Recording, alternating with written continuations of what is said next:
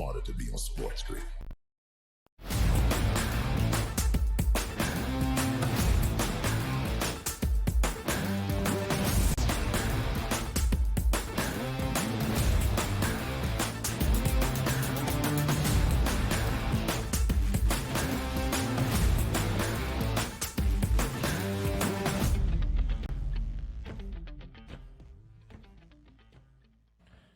We start this third hour of the fifth to last day of this NBA regular season live right here on the early line on SportsGrid with a ton of injury updates to bring you around the NBA and a forecast of what it means for the future and those future prices in the NBA playoffs. This is our third and final hour. He is Donnie Rightside. I am Ben Stevens. We thank you for joining us all morning long here on the Spiz Grizz Network. The Bucks get a big win last night at home. Stab a 4-game losing skid. They knock off the Boston Celtics. Milwaukee closed as a 3.5-point home favorite. They were a dog earlier on Tuesday afternoon. They cover a number. They win by double digits against the Celtics, the NBA's best team. It should only be optimism in the state of Wisconsin on this Wednesday morning. It is not. Giannis Antetokounmpo exits the game early in the third quarter. It is a calf strain. That is what the injury is being called. His timetable, about a week or two. So we asked the public multiple times this morning, how is the outlook for Milwaukee with a healthy Giannis this postseason? In most of the public DRS saying about 46% of the public, in fact, that Giannis and the Bucks only get to the second round. And it makes sense here. But also, I'm trying to now take a look at which, if we can have multiple polls, that means we're going to be able to vote different times here. I voted second round. I want to take that vote back here on this next look through. And the reason why is the first round matchup is going to be a very tough one, whether it be the Heat, let's just say, or the Philadelphia 76ers. So if they win that, I actually think they get an easier round and matchup in round number 2, which means they probably should get to the conference finals. So I think I want to change mine here to I should have went first round in the first poll and conference finals in the second poll, as we welcome in the radio audience. You're watching and listening live to the early line Wednesday morning edition. Donnie Rightside and Ben Stevens, Sirius XM channel 159. So how about that? If I get 2 votes, it's first or conference finals. But if I just truly get the 1 vote here, I guess I got to say conference finals, because if Giannis is healthy, which what the question is, they probably still should beat the Sixers and or the Miami Heat in round number 1, which means they'll probably wind up playing the Celtics. So conference finals for me. So the NBA playoffs officially begin on April 20th. Our play-in tournament dates are next week. Regular season ends on Sunday, just 5 days out. So a week or two, that is right around April 20th. And Milwaukee's first-round test might not just be a team that stumbles out of the play-in and into the postseason. It could be the Heat. It could be the Sixers. It could even be a Pacers team that has hammered Milwaukee throughout this regular season, including in that in-season tournament way back in December. Very uncertain waters right now for the Bucks. And a calf injury is not just, all right, stubbed his toe, he's back in 5 days. It could be very up in the air. And, of course, it was the injury to Giannis in the opening round last year that led to the Bucks losing in a gentleman's sweep against Miami as the 1 seed in the Eastern Conference to the 8 seed, the Heat. Milwaukee has had a tumultuous regular season, 48-31, despite the addition of Damian Lillard this offseason and a new head coach in Adrian Griffin, who was fired before the All-Star break. Glenn Doc Rivers takes over. It has not been easy for Doc. Milwaukee has still lost 6 of their last 8 games, despite the win yesterday at home against Boston.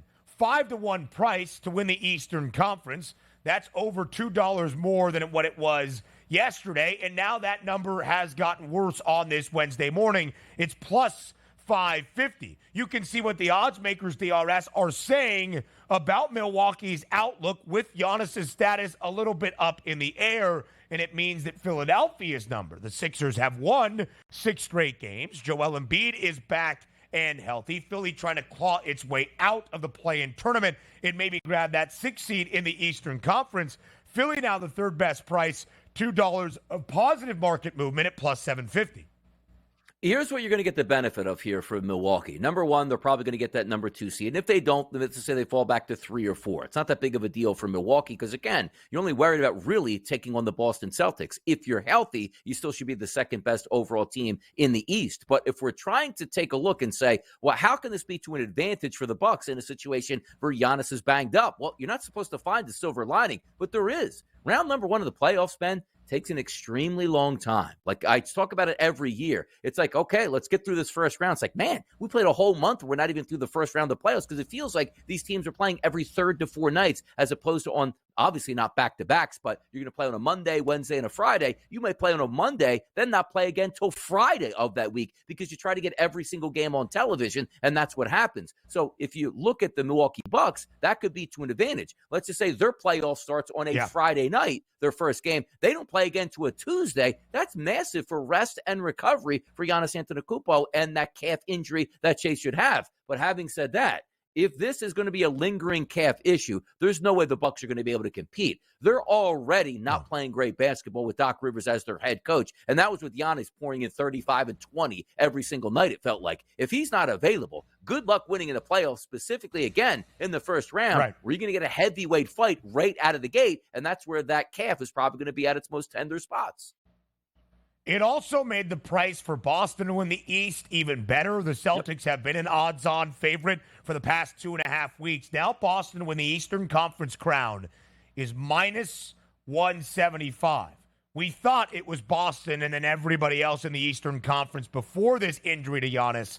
That is what the odds makers certainly believe. Now, I do believe Philly is in a prime position, but we'll talk about those standings a little bit later on into this third and final hour. How about Karl Anthony Towns? Big news for Minnesota just dropped in the last 10 to 15 minutes. He had been cleared for basketball activities earlier this morning, and now Shams Charania of FanDuel TV and The Athletic is reporting that Cat is expected to return for one of the T-Wolves' final 3 regular season games. Huge one tonight in Denver for that top spot in the Western Conference against the Nuggets. Is he going to be back tonight? There's a possibility. Or Friday at home against Atlanta, Sunday at home against the Phoenix Suns in the regular season finale. Huge news, those for Minnesota in maybe their postseason positioning before the playoffs begin, and, of course, their overall postseason outlook. Sounds like a fine's coming here for the Minnesota Timberwolves. As we know, the Philadelphia 76ers got a $100,000 fine because we don't know if this is official. He comes back tonight. The overnight line was 6. It's now dropped to 5 as a favorite for the Denver Nuggets. So he could actually play tonight. So watch out for that spread. And also, if anybody gets any news that he missed shoot around, don't take that, or should I say take it with a grain of salt, because that means he probably is going to play tonight, because that's exactly what happened with Joel Embiid when he was looking to come back for the Sixers. Missed shoot around, announced out, upgraded to questionable, plays in that game that night. It's going to be a wild spread throughout the day to keep an eye on between the Timberwolves and the Nuggets, but great news here to get Karl Anthony Towns back even before the playoffs so you can ramp up. So Denver and Minnesota right now tied for the top spot in the Western Conference standings. However, Minnesota's price to win the West plus 750. The Nuggets, the reigning champs, the shortest number in the Western Conference at plus 155. Daily basis. Craig Mish up next.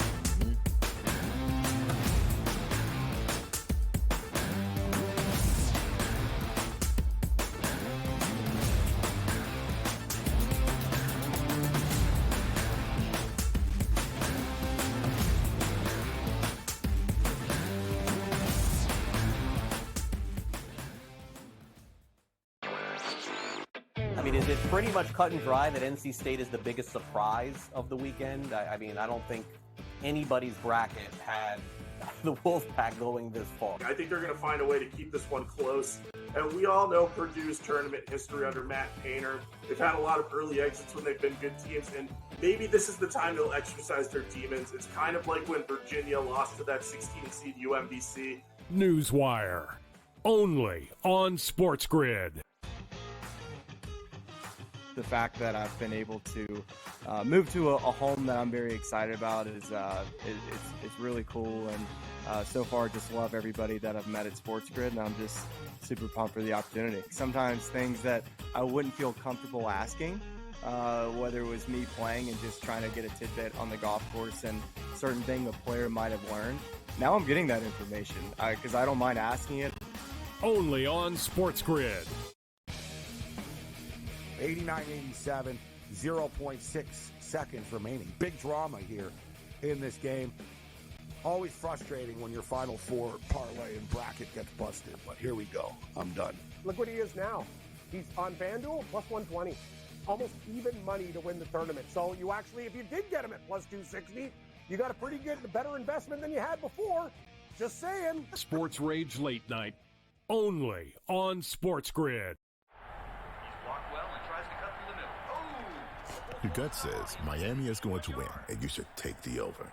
Your gut also said your NFT selfies would only go up in value. They didn't. But your head is on SportsGrid and knows the QB is in concussion protocol. The backup has a 45 QBR against the zone coverage. The New York D has the most sacks in the league. So yeah, trust your head.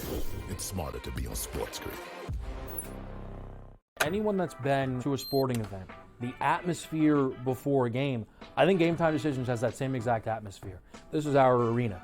This is what we do. There is going to be an energy to Game Time Decisions that you will feel night in and night out. The excitement you get when you lock your bets in, when you're figuring out what you want to do, we can zone in on the biggest games each night. I want this to be the place that people come to before the games start so they feel as ready as possible to lock in their cards. We are going to hit every single one of those markets that you need to know about. We're going to go through every single thing, and I've got a great team behind me that's going to help me get the job done. There is not going to be a better place, I promise you, than Game Time Decisions to get that new information, react to it, and be able to then bet accordingly. We will have everything at our disposal, and we will use that to our advantage.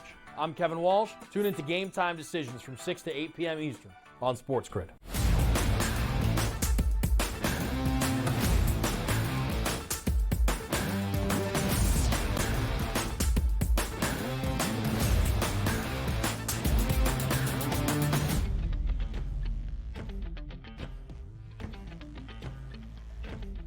The Daily Basis, live right here on this Wednesday on the early line on SportsGrid. I am Ben. Donnie's on the right side and the man in the middle. Our Major League Baseball insider and the host of Newswire, starting at 11 a.m. Eastern Time. He is Craig Mish. Craig, thank you for joining us here on this Wednesday on the early line. Tomorrow is the official 2-week date from the start of the Major League Baseball season, at least the full start on opening day just under 2 weeks ago. We get your early thoughts on the early goings in MLB. Yeah, looking forward to it. A couple of teams have sort of established themselves here at the beginning of the season. Pretty much everybody else playing 500 ball for the most part. So we're off to, I think, an intriguing start in April, and not a lot of teams separating themselves from the top, although unfortunately, there is one team at the bottom that's sort of separating themselves, but we won't go there. Yeah. No, we don't need to really look at the Marlins much right now. Craig, we got your thoughts on the Fish last week, but a 1-11 start for Miami. More optimism. We'll go there first with the Baltimore Orioles. Victorious yesterday in Boston. Baltimore, last year's #1 overall seed in the American League, off to a 6-4 start. Corbin Burns in his Baltimore opening starts looks very good. And good news for the O's yesterday. Jackson Holliday, the #1 prospect in the sport, is being called up by Baltimore, the son of longtime big leaguer Matt Holliday. And Craig, on Newswire at the end of March, you spoke with the Orioles GM, Mike Elias, and asked him about Jackson Holliday. What is the expectation for baseball's best prospect joining a young and fun Baltimore club? Yeah, immediately I think that's the kind of thing that the clubhouse will be energized with, seeing him come up. There's no question that he is ready. I think you can make the case he has a lot of teammates in the minor leagues that appear ready too, but there are only so many spots that the Orioles have available. But this is as fast a rise offensively as you would see from a player that's gone from high school to the minor leagues to the big leagues. And I think 2 weeks in, it's fair to say at this point, with not a lot of data, that he still has a really good shot to win the American League Rookie of the Year. Remember when we were talking about that before the season began, Wyatt Langford was a favorite just because he started the season in the big leagues. And boy, wouldn't you like to have a holiday ticket right now? There's still a lot of games to play. And look, we'll see what happens. This is, you never know what can happen with a young player immediately. They could go a number of different directions. But as far as the talent is concerned, Ben, as you said, the most talented offensive player, without a doubt, coming up. Yeah, that's good stuff here. I love the fact that they're bringing up players early here, not worrying about waiting till them get free agents. If they can help your ball club right away, bring them up. So maybe a changing of the guard in Baltimore, which, by the way, taking on the Red Sox here, the Red Sox had a pretty good start to the season along with Baltimore. They're going to tee it up again tonight at 7 p.m. up in Boston. Colt Irvin, the lefty, will be on the mound going up against Cutter Crawford. This line, roughly a pick 'em across the board. Two teams playing good baseball here early in the season. What can we look forward to tonight, Craig, from these two? Yeah, probably a lot of offense. I mean, these are not going to be the two best pitchers that the Orioles and the Red Sox are going to throw out all season long. Total is 9. We haven't really gotten to the point in the season where many pitchers are going beyond 5-6 innings. We're starting to see a little bit more of that. But generally speaking, it's 5 and dive time in April in Major League Baseball. So, look, I would expect that. But the one thing, again, on a Wednesday is you always have to check lineups. You never know who's going to be in there. And players who have played since the beginning of the season are going to get days off too. So before anything is done, that's my highest recommendation. Look at the lineups before the game. And Craig mentioned it. Jackson Holliday now the second best price to win the AL Rookie of the Year award, only behind Texas's Wyatt Langford. It is 3-1 for Holliday, plus 260 for Langford. Over under on the home run total this year for Holliday, 11.5. To hit a home run in his big league debut today in Fenway Park, it's plus 680. To record a hit, minus 220. Minus 220. That offensive prospect now in the bigs for Baltimore. Craig, everybody in the American League East at this moment, all 5 clubs at 500 or better. That includes the Toronto Blue Jays. At home today, a slight underdog, but a virtual pick'em against the Mariners. The M's off to just a 4-8 start this year. It's a virtual pick'em up in Toronto. Who gets the victory? Yeah, I mean, look, obviously a game like this, you would think that at some point Seattle is going to just start winning games. I mean, this was a team projected potentially to get to the postseason. And I think as we go, Ben, this is a team we're going to have to keep an eye on, because I would guess there'll be some impatient fans, maybe an impatient organization. The Mariners cannot afford to be an 85, 90 loss team this season. They have postseason aspirations. So would a shakeup come? Players or anything else? Still way too early to say that, but a 4-8 start, as you mentioned, not great. Again, this is one of those games to me today that's more or less a stay away. When I look at the month of April, what I'm trying to do, honestly, Ben, at this point, is trying to find my plus 150s, my plus 160s, realizing that these teams that are winning in April are not going to be winning in May, June, July, August, and September. To me, this is the most unpredictable month of the year, April and September. Don Mattingly, the former manager of the Marlins, he said that these months will make you look really foolish thinking you know who's going to win. So I go off that. Absolutely. Taking those dogs, plus 160, plus 170. Craig, how about I can purchase you a plus 200 ticket today at the FanDuel Sportsbook if you want to back the Chicago White Sox taking on the Cleveland Guardians today. Tanner Bybee on the mound versus Eric Fetty. Are we laying the minus 245 or taking the plus 200 here early in April? Yeah, it's that time of the year, Donnie. I would advocate it. This is something where you can take your chances here this time of the year. The White Sox show up for one day. They may not be interested in doing it later in the year, at least for the time being. And again, a game like this, what you want to look at is who's going to be closing games for these teams in the end. Kopech seems to be, getting the job done and moving to the bullpen right now for the White Sox. He pitched well yesterday to get a save. So, look, if I was going to go one way, it definitely would be taking the plus, just because, again, I think anything can happen this time of the month. I really don't put a lot of stock into it. So I guess go Pale Host today. Listen, the White Sox, second win of the year yesterday for Chicago, who, despite just a 2-9 start, I've said this a few times, not bad on the run line. 6-5 for the White Sox to begin this season. Okay. We go now to the National League Central. Hey, listen, that's not bad. National League Central time in Cincinnati. The Reds taking on the Brewers. Cincy a minus 130 home money line favorite. Like the American League East, Craig, everybody in the NL Central, 500 or better. What do you make of this matchup today in Cincy? Yeah, again, it would be plus for me. But the one thing that I'd want to do just to be sure is make sure that Christian Yelich is playing, because he's out of this world right now, playing like the MVP that he was several years ago.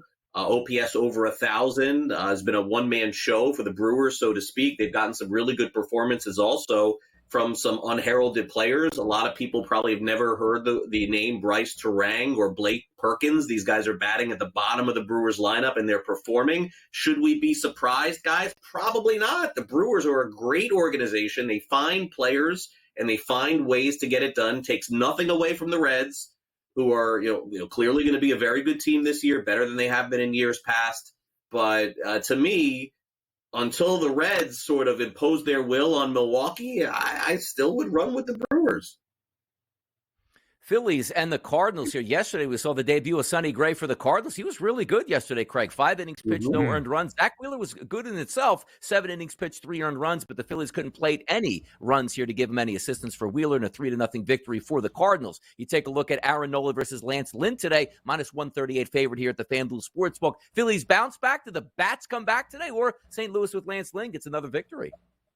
It's possible. The Phillies last night, unfortunately, JT Realmuto had an injury. He got hit in the throat with a ball. I think he's okay, but Donnie, I don't know that he would play in a game after that. So you're already minus one of your best players there. I probably would look toward an under here. Maybe some days off for some players potentially, and again, backup catchers going at it today. 7.5, that total under the arch. 6-day baseball games on this Wednesday, and we appreciate Craig Mish's time here on the daily basis. Newswire starts in less than 40 minutes. Again, 11 a.m. Eastern time, live right here on the grid. We set the stage for Wednesday around the association. Up next.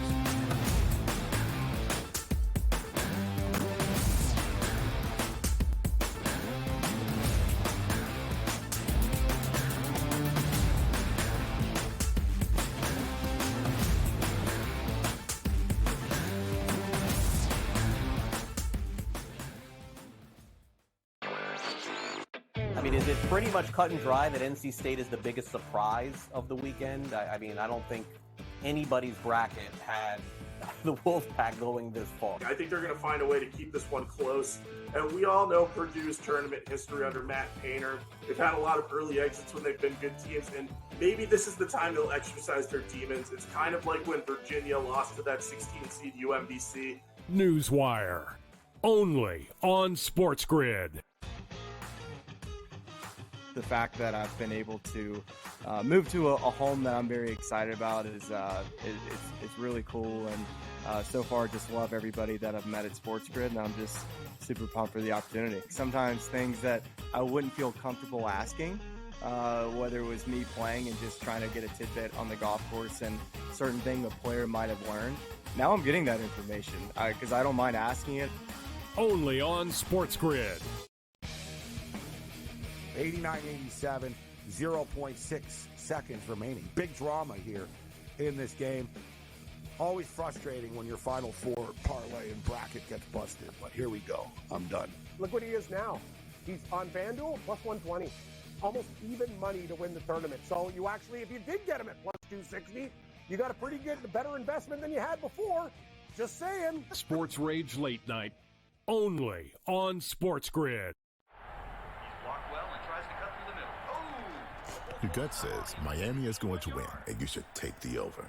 Your gut also said your NFT selfies would only go up in value. They didn't. But your head is on SportsGrid and knows the QB is in concussion protocol. The backup has a 45 QBR against the zone coverage. The New York D has the most sacks in the league. So yeah, trust your head. It's smarter to be on SportsGrid. Anyone that's been to a sporting event, the atmosphere before a game, I think Game Time Decisions has that same exact atmosphere. This is our arena. This is what we do. There is going to be an energy to Game Time Decisions that you will feel night in and night out. The excitement you get when you lock your bets in, when you're figuring out what you want to do, we can zone in on the biggest games each night. I want this to be the place that people come to before the games start so they feel as ready as possible to lock in their cards. We are going to hit every single one of those markets that you need to know about. We're going to go through every single thing, and I've got a great team behind me that's going to help me get the job done. There is not going to be a better place, I promise you, than Game Time Decisions to get that new information, react to it, and be able to then bet accordingly. We will have everything at our disposal, and we will use that to our advantage. I'm Kevin Walsh. Tune into Game Time Decisions from 6 to 8 p.m. Eastern on SportsGrid.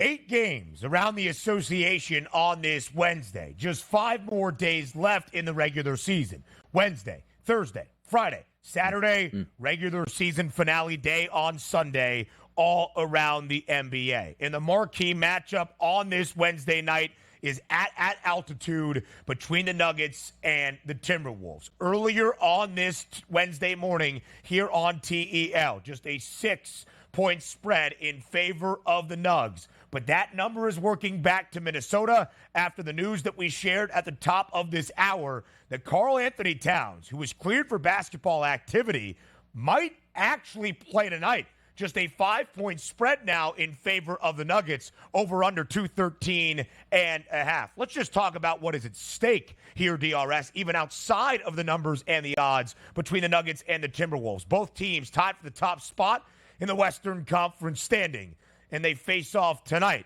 with a game that could be vitally important to determining who wins that number 1 seed in the Western Conference.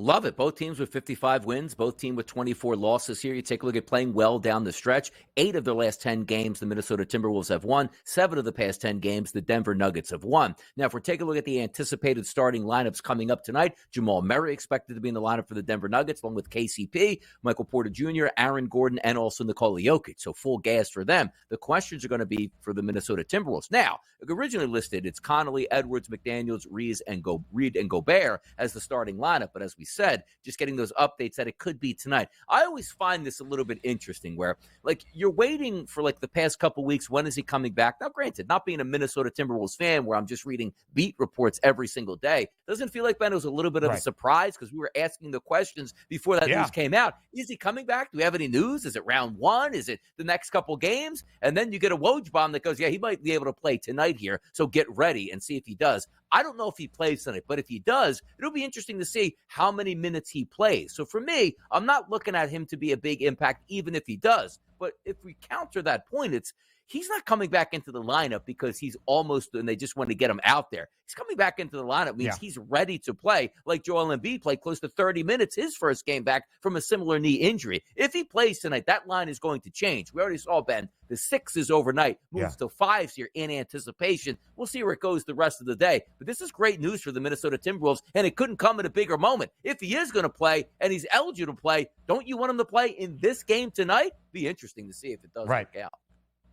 Really good point as well, DRS. He's not out here to get some burn against a Charlotte Hornets team. He is going to enter his first game if he plays tonight against the Denver Nuggets in a game that very well could determine who is the number 1 overall seed in the Western Conference playoffs. After tonight, both Denver and Minnesota will only have 2 more games remaining this year, and there could be some jostling, but the winner is going to have a leg up on the other. Oklahoma City, a game behind both of these teams, who both enter tonight with the same record at 55 and 24. And both teams in action last night. Minnesota at home, nearly an 18-point favorite against the Washington Wizards. They win by nearly double digits. Anthony Edwards goes off for 51. They do not cover. Denver was on the road in Salt Lake against the Utah Jazz, and the Nuggets absolutely hammer the Jazz, I believe covering as a 15.5-point favorite, winning by 16, 111-95. Now, the Timberwolves as a dog this year, one of the best around the association, 12-8 against the spread, 10 of those 12 victories in outright win. However, DRS, when you look at Denver, the best record at home in the Western Conference, 32-8. And when you're playing for home floor advantage, even if Karl Anthony Towns returns, I look at the Nuggets and would lay the points. Yes, because you're taking a look at that pedigree, right? This is an example of what we can look forward to in the NBA playoffs. This is the ultimate home court advantage for the Denver Nuggets. This is as close to a championship game as you are going to get in the regular season, which could decide if you get the number 1 overall seed, which means that Western Conference goes directly through the Denver Nuggets. they're the healthier team lining up because we don't know if Karl Anthony Towns is going to play today. So you would think with all the marbles on the line, with a team in the Minnesota Timberwolves we're hoping has a good playoff run. We already know the Denver Nuggets are all about it because they did raise a banner for their organization as an NBA champion this past year. So I'm with you on that. Karl Anthony Towns plays or doesn't play, I lean with the pedigree here for the Denver Nuggets. As long as we're getting Jamal Murray included in that starting lineup with Nikola Jokic, I'll go that way as well. You take the pedigree in these games. They expect to win it, and I do believe they will. And both did play last night, but only the Joker at the moment has a points prop listed. Both Nikola Jokic and Jamal Murray scored 28 on the road in Salt Lake. Another way to maybe look at it, plus 185 for Jokic to record a triple-double in a big game, to play and perform. We expect that out of who will be the MVP this year. Big game tonight. Man, that's been a story for the Phoenix Suns here down the home stretch. But it's another big one after two disastrous losses over the last 3 days. Sunday against the Pels, they lose outright as a home favorite. Last night, 9.5-point home favorite against the Clippers without James Harden or Kawhi Leonard. They lose outright by double digits. They were down by 31 points in the first quarter. I didn't know that could happen in an NBA game. Maybe UConn versus Stetson, but not the Suns in a must-win game against the Clippers. Because of these two consecutive losses, Phoenix has fallen out of the top 6 into the 7th seed. It would be a play-in tournament opener to the postseason for the Suns. Same two teams, change of venue. From the Valley to Southern California. Downtown Los Angeles, the Suns, though, still booked as a 4.5-point road favorite. It was 3.5 earlier on this Wednesday morning. Are we doing it to ourselves? We were both out on Phoenix after the disaster last night at home. Are we bought back in for a must-win game on this Wednesday?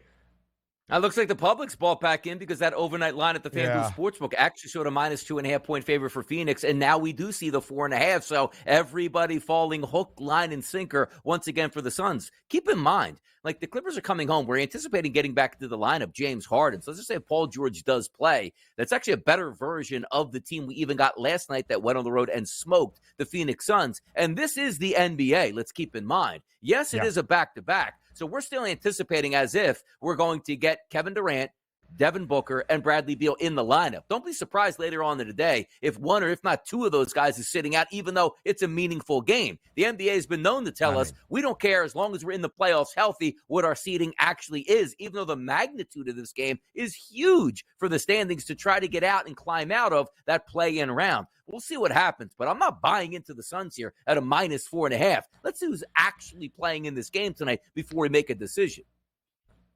Second leg of a back-to-back in a different venue for both of these teams, although the familiarity factor is there. Total of 226.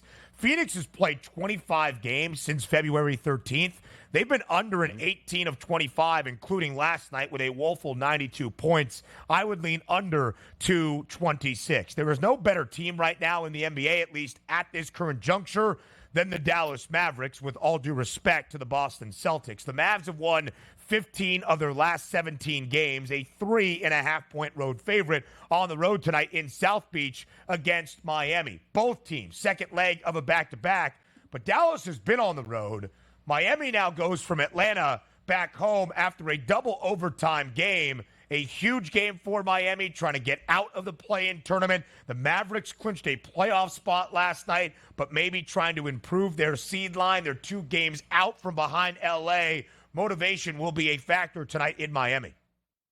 Yeah, I don't want to try to read into this line, but it's kind of interesting where the Dallas Mavericks actually opened up overnight as a minus 1 point favorite and now sit at a 3.5-point favorite. If you're looking and just going by teams that need to win this basketball game, it's a little bit more on the Heat side than in this Maverick side, as Ben just pointed out, clinching a playoff spot, but you have leeway on both sides there where it's not like, hey, if we don't play our starters tonight and we lose this game, we might be the odd out here and getting into that 6th, 7th, or 8th spot here. That's not going to be the case for the Dallas Mavericks. They're comfortably in their seed line where they are now. The Miami Heat certainly are not, fighting tooth and nail nail to get out of that play-in round, and we'll see if they can do it. You know what? I'll fall for this because usually when that line moves, that means the odds makers are getting a whiff of maybe Tyler Hero doesn't play tonight or Jimmy Butler. But again, we're at a disadvantage handicapping these games in the morning. I'll take the Miami Heat with the 3.5. I just think the game means more to them, which means can you afford to rest some of those starters? And the same thing with the Mavericks. We going full gas tonight? I don't know. Right. It's a 2-game difference right now. If we follow the odds, if the Clippers lose at home tonight and the Mavericks win, only 1 game separates these two teams that are going to see each other more than likely in the 4-5 matchup.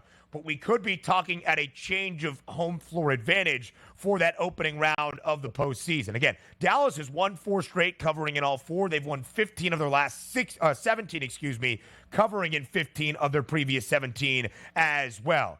Big game tonight in Milwaukee. We do not expect Giannis to be out there. Orlando on the road after suffering a loss on the road yesterday to Houston. The Magic a slight 1-point favorite against the Bucks. No Giannis, and the Bucks a home dog, but just 8 cents of difference in the moneyline prices. What gives tonight inside the Pfizer Forum? Yeah, if I look at that number, right, 212.5 actually rising to 215.5. No Giannis in that game. We know the Orlando Magic don't really play an up-tempo style. The game really important, actually, for both of these teams included. So I'm going to step aside from the side itself, and I'm going to look to the under 215.5. I think we get one of those games where one of these teams doesn't actually get to 100 tonight. How about that? Yeah. It feels like a funky moment where Milwaukee rallies tonight. But I do think this is huge for Orlando because Magic right now, 4-5 split. They have the advantage over the Cleveland Cavaliers, but both teams 46 and 33. And I just bet the Magic to win their division, the Southeast, at minus 230. Orlando, I need you. This was March. John Rothstein, next.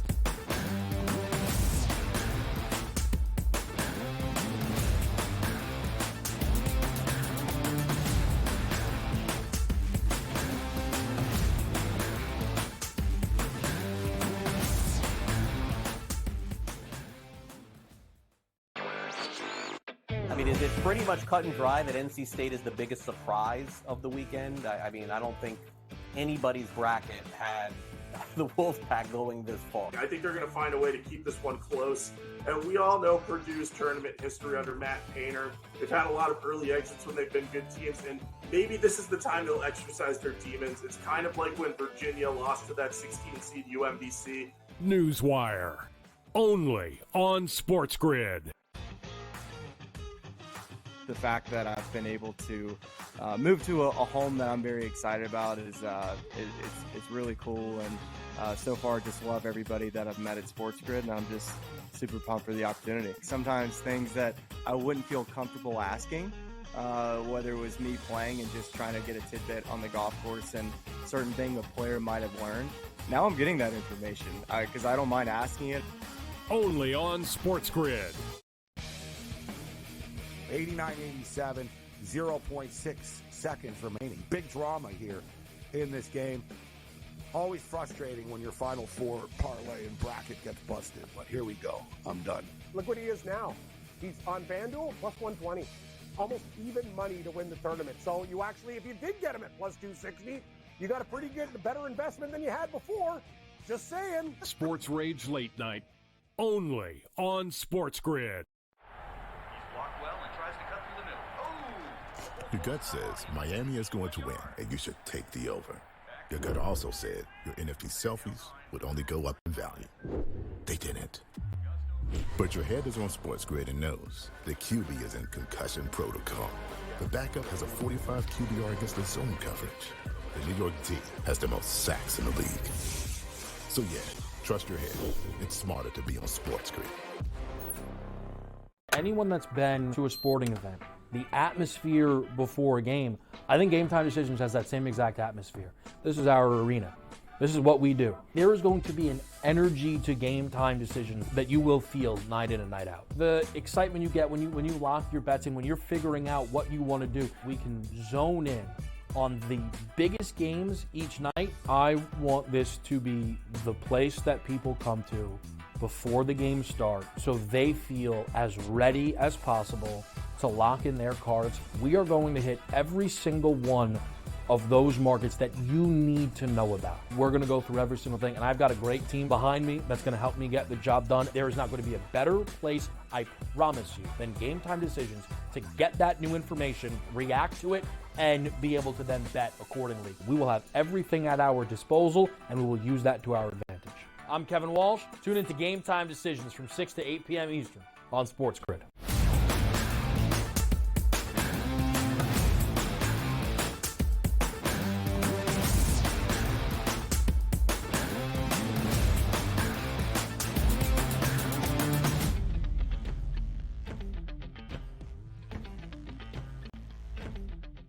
This week in the world of sports is sensational. Sunday afternoon, women's NCAA tournament championship game. Monday night, men's NCAA tournament title game. And then starting tomorrow, it's the 2024 Masters at Augusta. And your reminder, SiriusXM is the only place on radio to hear golf's most prestigious event, the Masters. Hear shot-by-shot coverage of the Masters live from Augusta National Golf Club on Masters Radio. That is Sirius XM 92, Sirius XM channel 92 in the car and on the all-new Sirius XM app. So as March is now in the rear view, and this week in April is here, we welcome on one of our favorite guests. It is John Rothstein. We don't sleep. That's not until May. And John, yes, sir. As you return from Phoenix at the Final Four in the National Championship, and you heard that lovely Masters read. Any thoughts on what happens this week at Augusta? You know, I am a huge supporter of all the terrific people that work at CBS Sports. I hope we have record-breaking ratings this weekend in Augusta, but if I could offer any commentary, it would be a flat-out lie. I was in a conversation last week, and somebody was filling me in on why the 16th hole is such a critical part of golf. So, Ben, there's only one way to describe this accurately. When it comes to golf coverage, I'm in left field with a hockey stick. Yeah, that makes sense. And listen, that's why you go to Sirius XM. Never play golf. Donnie Rightside used to be a scratch golfer, but we saved that for a different day. But that's why you, I've never played golf. I've never had a glass of wine. Yeah. I've never had a cup of coffee, and I've never been to Hawaii. But now he has been to Europe, and that was not always the case. All right. Let's look back on the end of this college basketball season and the national championship game that we saw on Monday night out in the desert. For a second consecutive season, Connecticut ends the year a national champ. The first repeat national champions in men's Division I college basketball, John, since Florida accomplished the feat back in 2006 and 07. You've been there for both runs, for Connecticut last year and this year in the NCAA tournament. It is hard to describe all of that with only one word, but John Rothstein, how do you sum up what you have seen out of Dan Hurley's Huskies the past two seasons? Historical, because it's completely different than other back-to-back national championship runs that we have seen in our lifetime. When Duke won in 91 and 92, Hurley, Leitner, Grant Hill, Thomas Hill, Brian Davis, they're firmly a part of both runs. When Florida won in 06 and 07, Torian Green, Lee Humphrey, Corey Brewer, Al Horford, Joakim Noah, Chris Richard, firmly a part of both runs. That was not the case for UConn. UConn lost to Adama Sanogo, Jordan Hawkins, Andre Jackson, Joey Calcaterra, and Nahim Aline from last year's team that won 6 NCAA tournament games by an average of 20 points per game. This year, this team of Huskies was much more dominant. I'm not going to say that it was the best team of the modern era, but you have to put it in the conversation in terms of being the best team in the modern era of college basketball. Take a look at UConn basketball here. We start with Tristan Newton, comes over from East Carolina, playing a few years there, then comes over to UConn for 2 years, wins back-to-back championships, the MOP of the tournament, 20 points, 7 assists, and 5 rebounds. Talk to us, John, about Tristan Newton and what he meant to the UConn Huskies here. The evolution of Tristan Newton at point guard is one of the main reasons why UConn has been so good this season. You know, a year ago, Tristan Newton had 8 turnovers in the Final Four. His assist-to-turnover ratio in the NCAA tournament was 31-17, not even 2-1.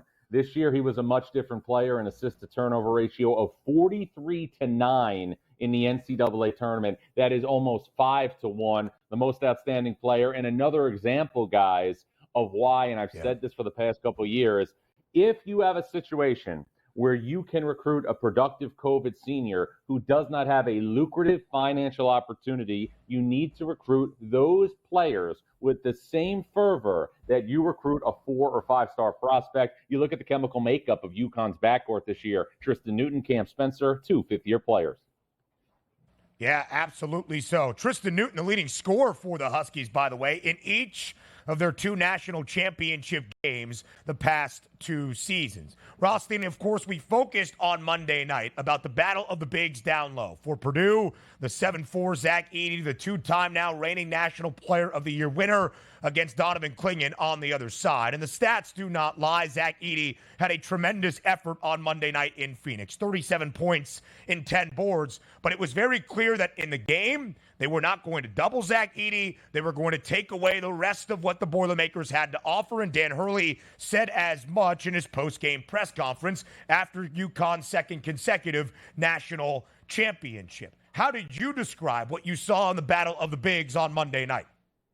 Well, the game plan for UConn was pretty much to let Zach Edey produce as he's produced throughout the NCAA tournament, but take away everybody else. So in UConn's perspective, I thought that the game plan was executed to a T. Look, Donovan Clingan did not have the statistical game that would have turned heads if you were just looking at a POC score, but I thought he did a very, very nice job defensively, and I thought UConn's ability to try and distort Zach Edey in the low post about midway through the first half was ultimately what led to UConn breaking open the game and getting a double-digit victory.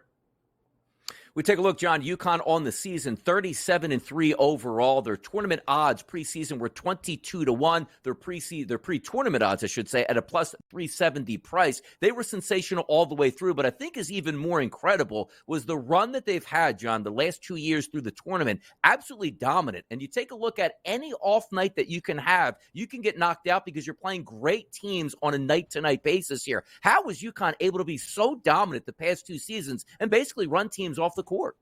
Well, I'm going to take it to a different level right now, Donnie. Think about this for a second. In non-conference play during the past 2 years, UConn is a whopping 33-1. The one defeat is a 4-point loss against Kansas at Fog Allen Fieldhouse. Cam Spencer missed a 3 late in that game when UConn was down 2, and Steph Castle, the 5-star freshman, did not play in that game for UConn. So it is a historical run by Dan Hurley, who right now is unequivocally, the best coach in the sport.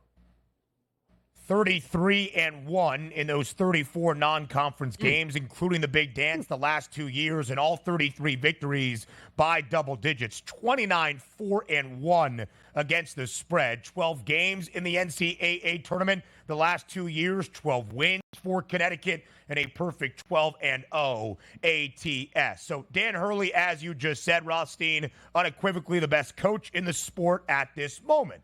And what made Monday a tad more interesting was the big news that we got on Sunday. John Calipari leaving Kentucky to go to Arkansas. We'll talk about Cal in Fayetteville, now made official in the last hour in just a moment. But there's been some speculation that Dan Hurley could be in consideration for that open head coaching job in Lexington. I asked the question this way, because Kentucky is a blue blood, but Connecticut has won 6 national championships in the last 25 years. A blue blood, a new blood, a dynasty. It doesn't matter how you describe them. Does college basketball at the moment run through Storrs, Connecticut? 100%. And think about this for a second. In the last 25 NCAA tournaments, Connecticut has won 6 national championships. By my math, that is more than 20%. Look, Connecticut is going to have to step up here and pay Dan Hurley like a top 5 coach in college basketball. Connecticut is going to have to commit the resources so that Dan Hurley is going to be there for the long term, because you have a coach right now at 51 years old that has won back-to-back national championships, that has deep roots in the Northeast, and has made UConn again a formidable focal point at the epicenter of the sport. When I was doing this and started doing this 20 years ago, Ben, the 2 teams in college basketball that everybody seemed to always look and point their compass towards were UConn and Duke. Now I think UConn has again returned to the top of the sport and is separating itself as unequivocally the best program in college basketball. We'll take a look at Kentucky here, where they're going to wind up with a head coach and who that might be. But if we just focus on John Calipari at Kentucky, he was very good overall. 410 and 123, 32 and 11 in the tournament, won national championship. Now, he's going to be graded on those titles because of the high expectations that we anticipated. Calipari now moving over to Arkansas. What does that mean for the SEC? And also, what are the expectations for Cal over at Arkansas? The expectations for Cal at Arkansas is to bring Arkansas back to the level that it was under Nolan Richardson, where it made the Final Four in 1990, when it made the Final Four and won the national championship in 1994, when it made the Final Four and lost in the title game to UCLA in 95. That is the expectation now for Arkansas under John Calipari. I mean, he's somebody, again, that I think there was an appetite for change between him and the fans and in the administration at Kentucky, and that's fine. But, you know, one of the things that I think, we need to look at right here is the opposite of this. Now, here I expect here in the next couple of days, Kentucky to hire somebody to be in a situation to replace John Calipari. But with that said, the coach who replaces John Calipari at Kentucky is going to have a very, very difficult job to follow. Yeah. And that's one of the reasons that there was somewhat of an idea that Big Blue Nation wanted a new head coach. The $33 million buyout obviously did not lead to a dismissal. Calipari is going to have a 5-year deal worth $7 million annually now in Fayetteville. So there is the seismic shift in college basketball to see Cal now as the head coach of Arkansas. I will say this, as John knows very well, Arkansas did not make the big dance this year, but did make the NCAA tournament the previous 3 under Eric Musselman, and saw the second weekend every year, 2 Elite 8 appearances in 2021 and back-to-back in 2022. But, John, that is the hope for a proud Kentucky program, to see the second weekend. Kentucky has not been to the Sweet 16 since 2019. So it will be a new head coach. And what is that level of expectation now in Lexington? It's very, very high. It's to get one of the best coaches in the sport. And, we'll be tracking that here for you very closely over the next couple of days. Yep. By the way, taking a look here at some of these futures markets that are coming out here. It's never too early for next year to begin for us, John. You take a look at Duke, Kansas, UConn, Alabama, North Carolina, and Houston, all at a 15-1 price or less. Can UConn have a three-peat next year? What are the probabilities of that? It depends on what they do here in the transfer portal. That's really what's going to dictate how things go for UConn. They got to get a couple of guys here. Guys, Ben, I had something come up here. I got to get off here. I will let you know if I get some news out of this. I have a call I have to take. Hey, we appreciate that. A breaking news guy at each and every moment. John Rothstein joining us here on this Wednesday on the early line on SportsGrid. That's why we do not sleep until May, because although the college basketball season is over, the offseason is always beginning. What could it be, BWS? I mean, what could it be? Coaching news? Got to be big. We saw it right there. He was hitting the phone. It's either a really big moment in the transfer portal, or it could be something for the biggest head coaching opening. What? Oh, Kareem Abdul-Jabbar. Yeah, I get what you're saying. I don't know if Robbie Avila would cause him to leave the show early. We'll see. We'll very, very soon see, I would believe. That's our sources on the sources. John Calipari, by the way, officially announced at Arkansas, as we were discussing there with John Rothstein, in the last 30 to 35 minutes. A 5-year deal worth $7 million annually. That's more, at least based on estimation, than what the buyout was remaining, $33 million in Lexington. That's a big moment.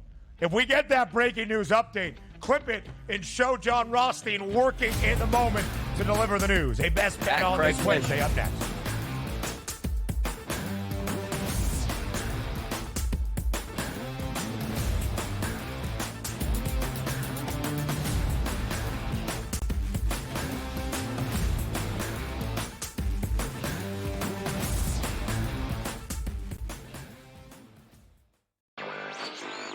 I mean, is it pretty much cut and dry that NC State is the biggest surprise of the weekend? I mean, I don't think anybody's bracket had the Wolfpack going this far. I think they're going to find a way to keep this one close. And we all know Purdue's tournament history under Matt Painter. They've had a lot of early exits when they've been good teams, and maybe this is the time they'll exercise their demons. It's kind of like when Virginia lost to that 16-seed UMBC. Newswire, only on SportsGrid. The fact that I've been able to move to a home that I'm very excited about is it's really cool, and so far just love everybody that I've met at SportsGrid, and I'm just super pumped for the opportunity. Sometimes things that I wouldn't feel comfortable asking, whether it was me playing and just trying to get a tidbit on the golf course and certain thing a player might have learned. Now I'm getting that information because I don't mind asking it. Only on SportsGrid. 89-87, 0.6 seconds remaining. Big drama here in this game. Always frustrating when your Final Four parlay and bracket gets busted, but here we go. I'm done. Look what he is now. He's on FanDuel, plus 120. Almost even money to win the tournament. So you actually, if you did get him at plus 260, you got a pretty good, better investment than you had before. Just saying. Sports Rage Late Night, only on SportsGrid. Your gut says Miami is going to win, and you should take the over. Your gut also said your NFT selfies would only go up in value. They didn't. But your head is on SportsGrid and knows the QB is in concussion protocol. The backup has a 45 QBR against the zone coverage. The New York D has the most sacks in the league. So yeah, trust your head. It's smarter to be on SportsGrid. Anyone that's been to a sporting event, the atmosphere before a game, I think Game Time Decisions has that same exact atmosphere. This is our arena. This is what we do. There is going to be an energy to Game Time Decisions that you will feel night in and night out. The excitement you get when you lock your bets in, when you're figuring out what you want to do, we can zone in on the biggest games each night. I want this to be the place that people come to before the games start so they feel as ready as possible to lock in their cards. We are going to hit every single one of those markets that you need to know about. We're going to go through every single thing, and I've got a great team behind me that's going to help me get the job done. There is not going to be a better place, I promise you, than Game Time Decisions to get that new information, react to it, and be able to then bet accordingly. We will have everything at our disposal, and we will use that to our advantage. I'm Kevin Walsh. Tune into Game Time Decisions from 6 to 8 p.m. Eastern on SportsGrid.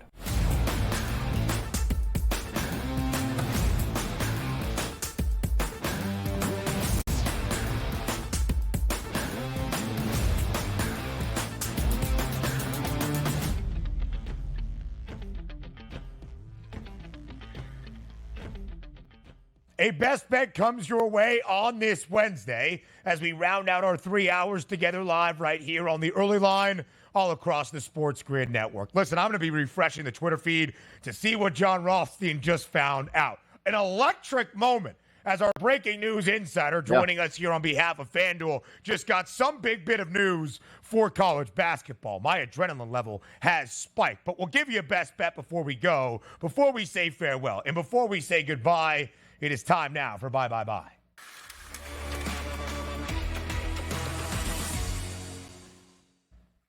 Big Major League Baseball slate on this Wednesday. A ton of day games, 6 around MLB.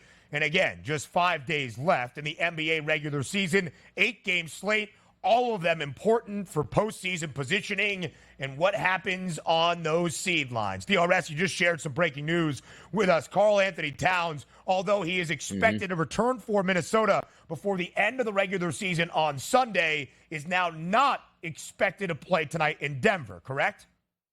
Correct. And also, that line that got locked at the FanDuel Sportsbook, we were talking about a 5-point line. It's increased to -6 now based on really where it was last night. So no Karl Anthony Towns tonight, as it looks like that should be different. My best bet today, Ben, I'm going to go with an under, though. We talked about it earlier, the Orlando Magic and the Milwaukee Bucks, 215.5. I'm going to go under, as I stated. One of these two teams I don't think is going to reach 100 here. A playoff sort of atmosphere without Giannis Antetokounmpo. Slower down tempo here. Under 215.5 for me, Ben. I'm going to an under as well, under 226 tonight in Los Angeles between the Clippers and the Suns. Phoenix has played 25 games since the middle of February, and they have gone under in 18 of 25. But really the handicap is this.